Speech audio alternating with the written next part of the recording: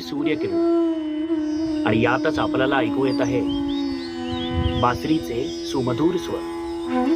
मित्रांनो, आजच्या भागाचा विषय काय आहे हे आपल्या लक्षात आलंच असेल। आज आपण भेटणार आहोत सुप्रसिद्ध बासरीवादक श्रीयुत महेश जेस्ते यांना। बासरी गाते तेव्हा, बासरी गाते तेव्हा।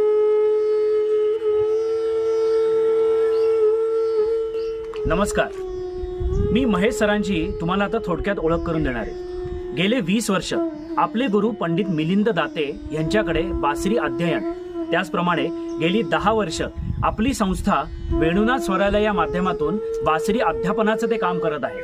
मित्रांनो, फक्त व्यावसायिक दृष्टिकोन न ठेवता अत्यंत तळमळीने ते मुलांना शिकवत आहेत आणि याच माध्यमातून त्यांनी अनेक